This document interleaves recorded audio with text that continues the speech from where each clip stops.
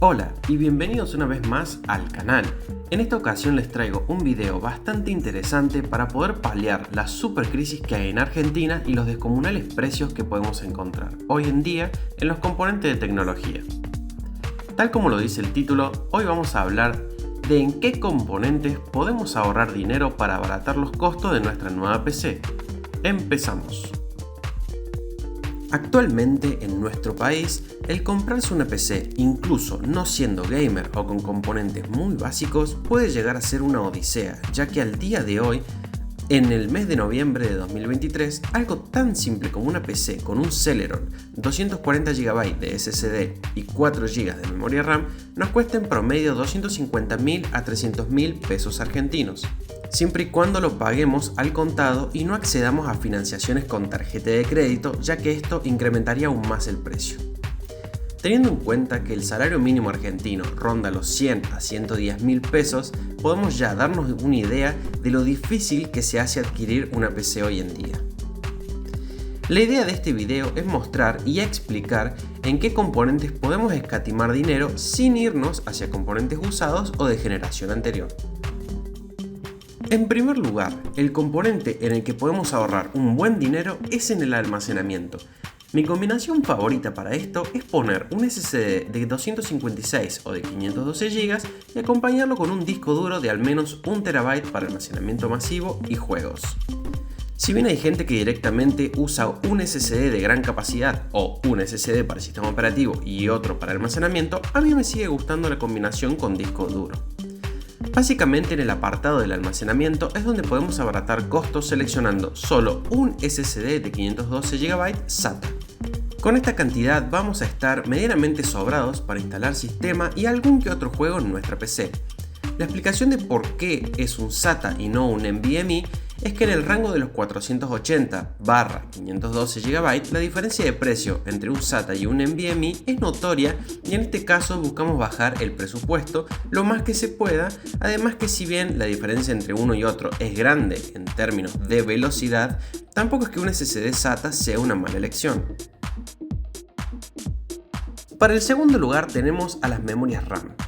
Este punto puede llegar a ser muy polémico porque si miramos, en los cuales yo también me incluyo, los videos de los grandes youtubers de hardware en lo que se respecta a PC, vamos a ver que para las RAMs es súper importante tanto el dual channel como tener una buena frecuencia y una cantidad mínima hoy en día de 16 GB. Obvio que esto es lo ideal e incluso podríamos estirarnos hasta los 32 GB. Pero claro, esto se aleja bastante del presupuesto al que podemos acceder. Para este caso, en las RAMs podemos abaratar costos yéndonos a los clásicos Sticks Value, que son los módulos básicos que no cuentan con disipador y con frecuencias bastante contenidas. Hoy en día podemos adquirir por un excelente precio módulos de 8 GB a 2666 MHz, los cuales si bien no son lo ideal, cuesta bastante menos que un módulo gamer. Y aunque ya puede llegar a sonar algo escaso, los 8 GB de memoria aún sirven para la amplia mayoría de videojuegos y para experiencia de uso del sistema es más que suficiente para el día a día. En este tercer punto yo creo que no voy a ser el único que va a coincidir. Hoy en día, gracias al Power Up que metió AMD en 2017 con sus AMD Ryzen, el tema de irse a gamas medias o altas para hacer una PC gamer quedó completamente en el olvido. Ambas marcas, tanto Intel como AMD, en su competencia, terminaron realizando procesadores descomunal e innecesariamente poderosos, por lo que elegir un procesador de gama baja para jugar quizás termine siendo la opción más sensata a seguir. Obviamente no estoy diciendo que vayamos por un Celeron, pero si optamos por un Core i3 o un Ryzen 3, vamos a estar seleccionando un procesador que no solo va a correr todos los títulos de manera correcta, sino que en su gran mayoría de casos no va a ser cuello de botella con la tarjeta gráfica si es que seleccionamos una de gama media o gama media alta. En el cuarto y último punto tenemos al gabinete o torre. Todos queremos tener un hermoso gabinete lleno de luces y ventiladores que muestren nuestros componentes, pero para ahorrar costos sí que es un punto que tenemos que ajustar, ya que si vamos por un ensamble austero, tanto el consumo como el calor que va a emitir esta PC no van a ser muy altos y la función primordial de un buen gabinete, que es justamente mantener un buen flujo de aire, puede ser relegado a un último punto. Comprando un gabinete de kit o uno gamer, pero bastante económico, podemos conseguir bastante ahorro para otros componentes que quizás sean más importantes.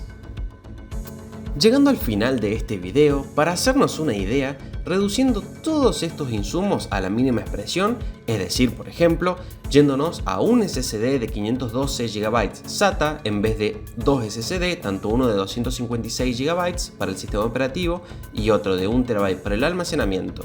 cambiando dos memorias RAM de 8 GB a 3200 MHz a solo un stick de RAM común de 8 GB a 2666 MHz, eligiendo un Core i3 o un Ryzen 3 en vez de un i5 o un Ryzen 5 y por último eligiendo un gabinete austero en vez de uno quizás más costoso. A día de hoy, es decir, 1 de noviembre, podemos estar ahorrando en promedio unos 200 a 250 mil pesos argentinos, lo que se traduce a la cotización de hoy unos 210 a 220 dólares.